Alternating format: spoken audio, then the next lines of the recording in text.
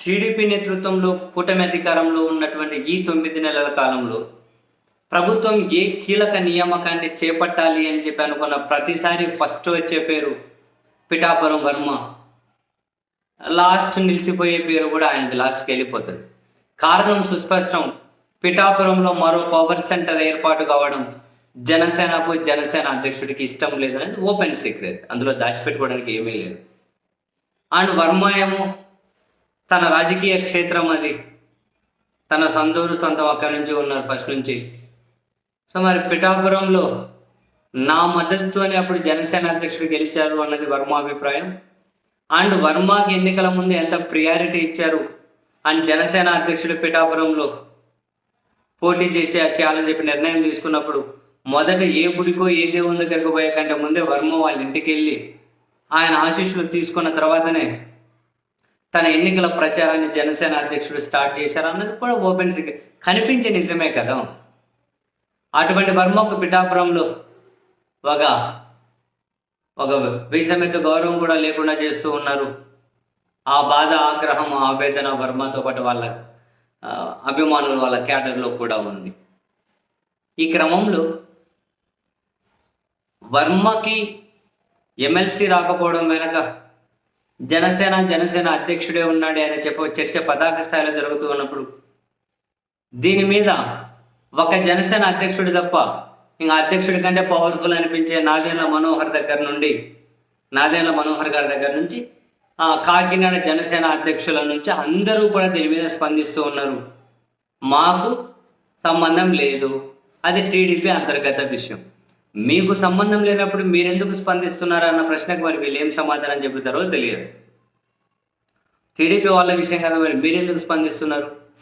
ఆ ప్రశ్నలు మీకు వచ్చినప్పుడు పోయి టీడీపీని అడగమని చెప్పాలి కదా. అయితే ఇక్కడ ఇంట్రెస్టింగ్గా ఒకటి కనిపించింది.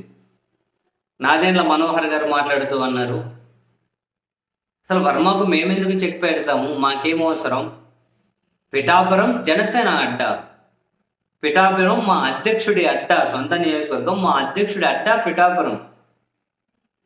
అందుకే 14వ తేదీ ఆవిర్భావ దినోత్సవాన్ని కూడా జరుపుతూ ఉన్నాం. మా అడ్డాలో ఇంకెవరికో చెక్ పెట్టి ఇంకెవరో అనే ముచ్చటే రాదు కదా. ఆయన సీనియర్ నాయకులే కావచ్చు, సీనియర్ నాయకులే గౌరవిస్తాం, కానీ పిఠాపురం మా అడ్డా కదా, మా నాయకుడికి అడ్డా కదా అని చెప్పి. సో దాని మీనింగ్ ఏంటి? కొంచెం కాసింత లోతుల్లోకి వెళ్ళి ఆలోచిస్తే, వర్మకి ఏవైనా పదవి కావాలి అనుకుంటే, వర్మకి టీడీపీ ఏమైనా కనుక బాధ్యతలు ఇవ్వాలి అనుకుంటే ఒక కండిషన్ మీద మాత్రమే జనసేన అంగీకరించేటట్లుంది. అంటే ఈ నాదెండ్ల మనోహర్ గారి వ్యాఖ్యలు చూస్తే నాకు అర్థమైంది. ఆ కండిషన్ ఏంటి?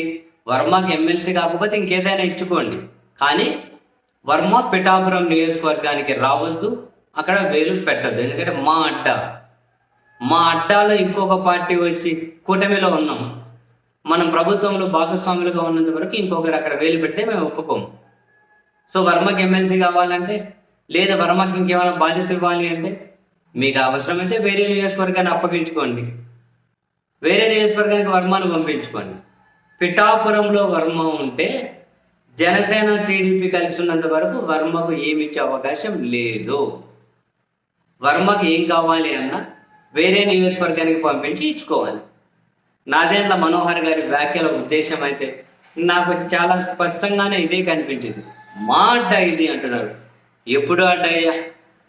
వర్మ 2 సార్లు ఎమ్మెల్యే అయ్యారు, ఇండిపెండెంట్గా కూడా అక్కడ గెలిచి ఉన్నారు. ఆయన మొన్ననే కదా ఎన్నికలో 15 రోజుల ముందే కదా వీళ్ళు ప్రకటించింది పిఠాపురం నుంచి పోటీ చేస్తాము అని. మరి ఈ షార్ట్ టైంలోనే అప్పుడే అడ్డా అయిపోయింది, ఇంకొకరిని వేలు పెట్టనిచ్చే పరిస్థితి లేదు, ఇవన్నీ అయిపోయినాయి. అఫ్కోర్స్ అండి, రాజకీయాలు ఇలాగే చేయాలేమో మనకైతే తెలియదు, కానీ బట్ వర్మకు పదవి కావాలంటే పిఠాపురంలో వర్మ ఉండొద్దు, ఇదైతే ఫిక్స్. ఇక వర్మ నిర్ణయం తీసుకోవాలి, వర్మ వాళ్ళ పార్టీ నిర్ణయం తీసుకోవాలి.